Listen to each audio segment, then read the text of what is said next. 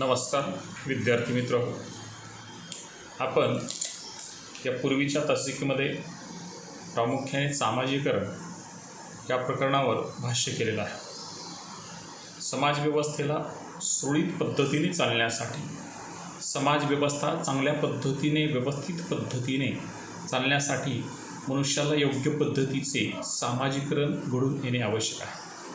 नियमावलींचा प्रत्येकांना वापर करावा लागतो। समाज व्यवस्थेने घालून दिलेले नियम हे प्रत्येकजण आपण आत्मसात करण्याचा प्रयत्न करत असतो आणि ते करणं साहजिक आहे। तशाच पद्धतीने प्रामुख्याने सामाजिकरणाच्या संदर्भामध्ये असणारी साधने, त्या संदर्भामध्ये काही समाजशास्त्रीय विचारवंतांनी केलेले योगदान आणि त्या संदर्भामध्ये प्रामुख्याने समाजशास्त्रीय विचारवंतांनी मांडलेले विचार आपण त्या ठिकाणी आत्मसात केले। पण आजच्या तासिकेमध्ये प्रामुख्याने सामाजिकरणाच्या नंतर संस्कृतीकरण या चॅप्टरवर विचार करणं आपल्याला क्रमप्राप्त आहे। प्रत्येक मनुष्याला जन्मास आल्यानंतर प्रत्येकाला कशा पद्धतीने वागलं पाहिजे या संदर्भामध्ये आचरण, त्याची विचारशक्ती, विचारविनिमय करण्याचे सामर्थ्य प्रामुख्याने सामाजिकरणाच्या माध्यमातून जे साधने त्यांचे दिलेले आहे, जे की असेल कुटुंबीय व्यवस्था असेल, शाळा असेल, महाविद्यालय असतील, शेजारी, मित्रपरिवार, क्रीडांगणे, वेगळ्या पद्धतीचे साहित्य, या सगळ्यांच्या माध्यमातून मनुष्य हा स्वयंपूर्ण बनला पाहिजे।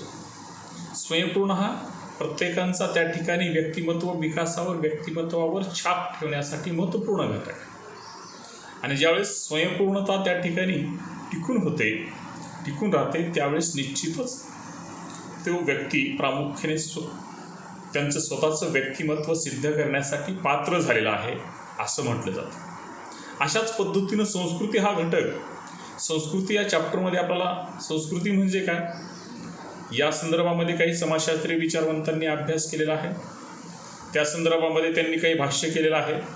याही गोष्टीचा आपल्याला त्या ठिकाणी सांगोपांग पद्धतीनं अभ्यास करणं आवश्यक आहे। अशाच पद्धतीचं प्रामुख्याने हे सगळं करत असताना संस्कृती माणसाला शिकावी लागते, हा एक घटक महत्त्वाचा आहे। कारण संस्कृतीशिवाय माणूस स्वयंपूर्ण होत नाही। जसं म्हटलं जातं की 12 कोसाला भाषा बदलली जाते,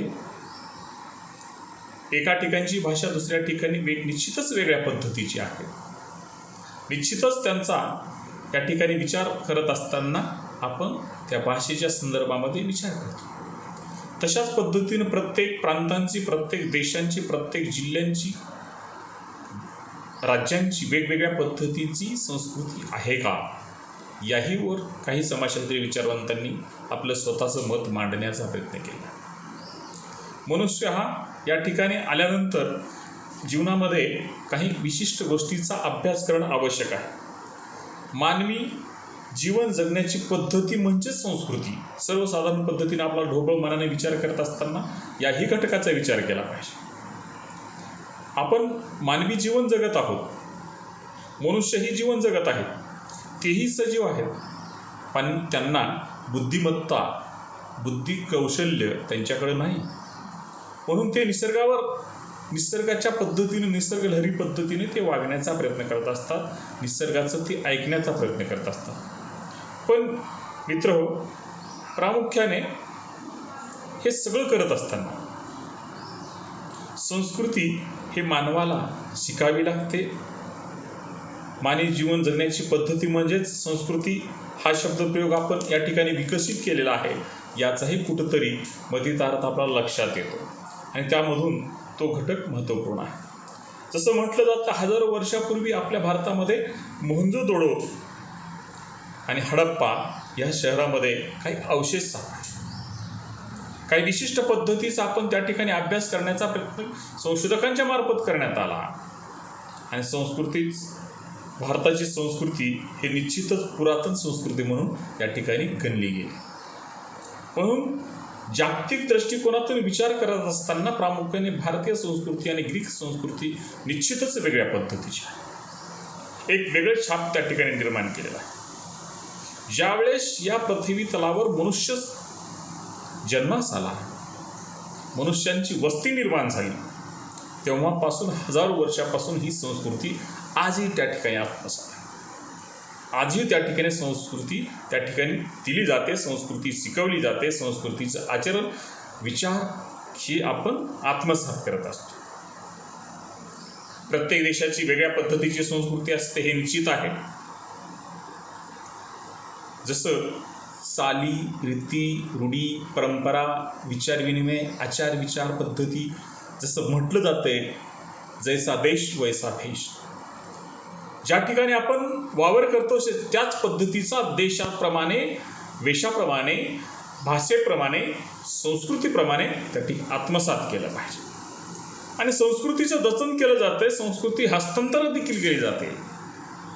एका व्यक्तीकडून ती संस्कृती दुसऱ्या व्यक्तीकडं हस्तांतरित केली जाते, ती शिकवली जाते, शिकावी लागते. याही घटकाचा त्या ठिकाणी निश्चितच महत्त्वपूर्ण योगदान आहे. हजारो वर्षापूर्वीची भारतीय संस्कृती या ठिकाणी आत्मसात करण्यासाठी आपण त्या ठिकाणी मोहनजोदडो आणि हडप्पासारख्या संस्कृतीचा आपण अवशेषाचा त्या ठिकाणी निर्माण झालेल्या श्रेष्ठाचा आपण विचार करतो. आमची भारतीय संस्कृती फार पुरातन आहे असा शब्दप्रयोग आपण सहज म्हणून जातो आणि ते असणं साहजिक आहे. या ठिकाणी पृथ्वी तलावर असणारा पशु देखील त्या ठिकाणी सजीव आहे.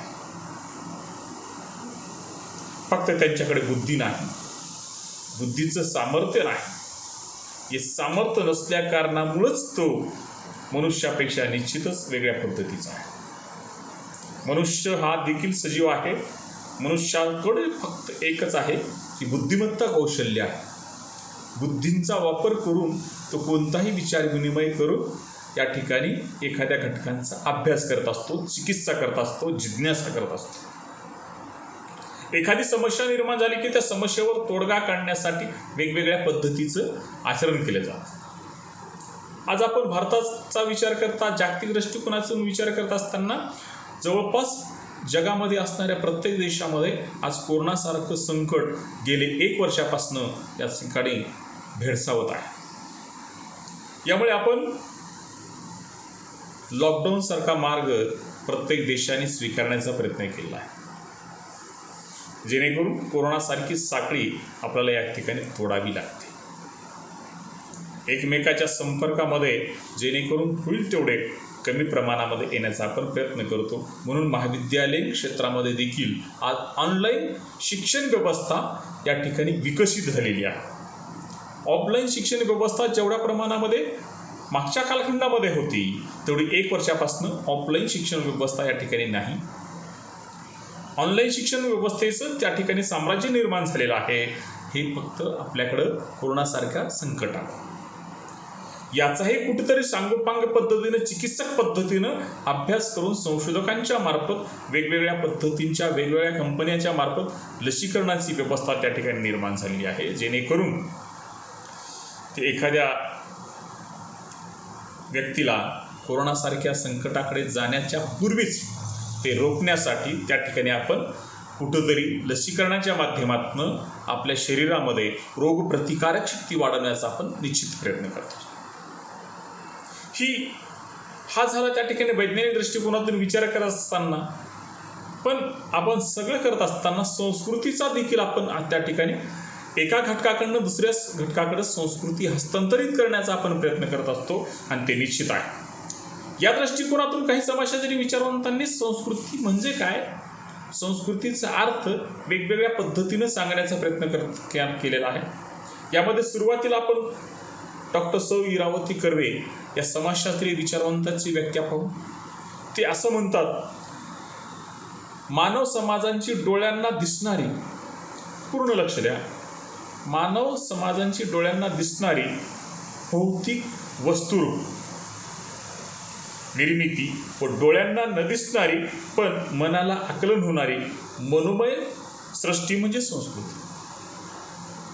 काही बाबतीमध्ये आपल्याला असा विचार करावा लागेल, या व्याख्येच्या मतितार्थानुसार, डॉक्टर इरावती कर्वे यांच्या विचारानुसार या विचाराशी आपण काही सहमत होऊन काही या ठिकाणी घटकांचा निश्चितच आपल्याला या ठिकाणी आकलन करावं लागेल.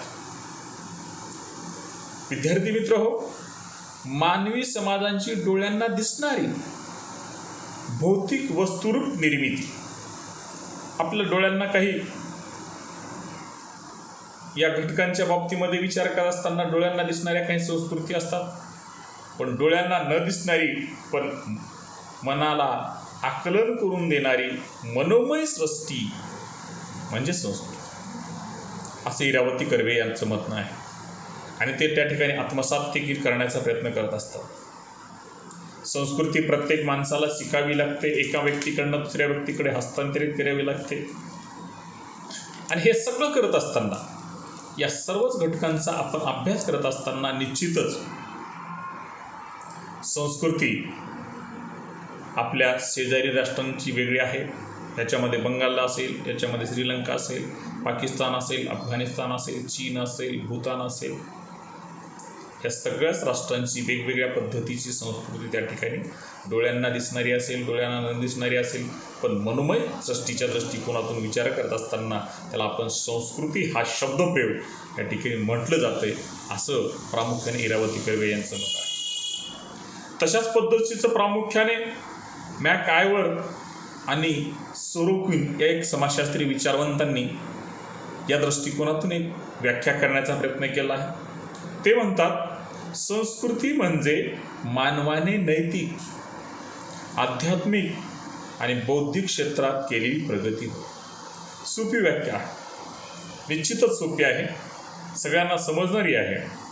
आणि आपण त्या ठिकाणी आत्मसात करत असताना याही घटकांचा त्या ठिकाणी विचार करणं आवश्यक आहे. मित्रहो, मानवाने नैतिक, पूर्ण लक्ष द्या, मानवाने नैतिक आणि आध्यात्मिक व बौद्धिक क्षेत्रात केलेली प्रामुख्याने प्रगती म्हणजे संस्कृती.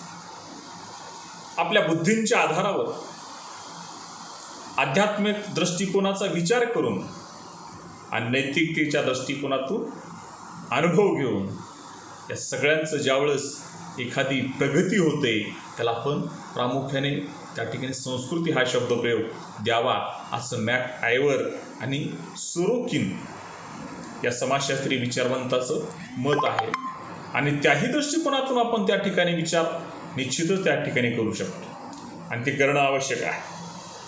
या दृष्टिकोनातून टायलर हा एक समाजशास्त्रीय विचारवंत आहे, याचा ही अभ्यास संस्कृतीच्या दृष्टिकोनातून निश्चितच, समाजशास्त्राच्या दृष्टिकोनातून निश्चितच आवश्यक आहे आणि ते महत्त्वपूर्ण आहे. याचाही भाग या ठिकाणी आवश्यक आहे. कारण प्रास्ताविकेमध्ये आपण वेगवेगळ्या पद्धतीचे मोहनजोदडो सारख्या, हडप्पासारख्या शहराच्या संस्कृतीचा आपण स्वीकार करून कशा पद्धतीने ऐतिहासिक दृष्टिकोनातून किती संस्कृती समाज व्यवस्थेसाठी आवश्यक आहे, याही घटकांचा आपण या ठिकाणी विचार केला. 2 व्याख्या पाहिल्यात आणि तिसरी आपण या ठिकाणी व्याख्या पाहत आहोत आणि पाहणार आहोत. याही दृष्टिकोनातून त्याचा विचार करणं आवश्यक आहे. म्हणून टायलर म्हणतात, मानवाने समाजांचा एक घटक या नात्याने संपादित केलेले ज्ञान, मी या समाजाशी कुठलं तरी नातं आहे, समाज व्यवस्थिती रचित आम्ही या ठिकाणी एक वेगळ्या पद्धतीचं वलय निर्माण झालेलं आहे, याही दृष्टिकोनातून त्या ठिकाणी विचार आपण त्या ठिकाणी करतो. म्हणून मनुष्याने समाजाचा एक घटक या नात्याने संपादित केलेले ज्ञान, कला, श्रद्धा, आचरण तसेच कायदे इत्यादीचे संकलित मिश्रण म्हणजे संस्कृती. मित्रहो, संस्कृती ज्यावेळेस मनुष्य तयार करतो, त्यावेळेस या समाज व्यवस्थेशी निगडीत असलेले आचार असतील, विचार असतील, श्रद्धा असतील, कला असेल, रूढी असतील, परंपरा असतील आणि आधुनिक व्यवस्थेमध्ये निर्माण झालेले काही कायदे असतील, या सगळ्यांचाच विचार करून ज्यावेळेस संकलित मिश्रित संस्कृती निर्माण करतोय, त्याला आपण प्रामुख्याने एका नात्याने, एखादी संपादित व्यवस्थेच्या पद्धतीने त्या ठिकाणी आचार, विचार, विनिमय या सगळ्याच घटकांचा व्यवस्थित पद्धतीने आपण त्या ठिकाणी विचार करत आहोत. आणि ते करणं हे साहजिकच आहे, अपेक्षित आहे. याही दृष्टिकोनातून ज्यावेळेस विचार होतोय त्यावेळेस निश्चितच संस्कृती हे एक वेगळ्या पद्धतीची आहे. संस्कृतीला काही संस्कृती निश्चितच डोळ्यांना दिसणारी नाहीये, काही संस्कृती निश्चितच डोळ्यांना दिसणारी आहेत. आपण त्या सगळ्याच घटकांचा निश्चितच उपयोगाने आपण अभ्यास करतो. हे सर्व करत असताना प्रास्ताविकेमध्ये संस्कृती म्हणजे काय, संस्कृतीच्या बाबतीमध्ये आपण विचार केलेला आहे. 3 विचारवंतांच्या आपण व्याख्या पाहिलेल्या आहेत. यावरून आपल्याला असं आकलन होतंय, खरोखरच संस्कृती हस्तांतरित करता येते, संस्कृती शिकावी लागते, संस्कृतीचं वेगळेपण असतंय. या तिन्ही व्याख्येच्या अर्थावर आणि प्रास्ताविकेवर आपल्याला निश्चितच लक्षात आहे. संस्कृती निश्चितच आवश्यक आहे. मनुष्य ज्या ठिकाणी जन्मतो त्या परिसराची संस्कृती त्याला शिकणं आवश्यक आहे. आणि याही घटकांचा निश्चित आपण त्या ठिकाणी सांगोपांग पद्धतीनं अभ्यास करतो आहोत. आजच्या तासिकेमध्ये आपण त्याची प्रस्तावना, संस्कृती किती आवश्यक आहे, संस्कृतीचा पूर्व इतिहास काय आहे, संस्कृतीची ऐतिहासिक पार्श्वभूमी कशा पद्धतीची होती, संस्कृती कधी निर्माण झाली आणि संस्कृती समाज आधुनिक व्यवस्थेमध्ये सामाजिक परिवर्तन होऊन देखील समाजाला किती आवश्यक आहे या घटकांचा विचार केला. जे राहिलेला उर्वरित भाग आहे ते आपण उद्याच्या तासिकेमध्ये प्रामुख्याने संस्कृतीची लक्षणे किंवा संस्कृतीची वैशिष्ट्ये इथे पाहणार आहोत. तोपर्यंत आपण थांबू. नमस्कार.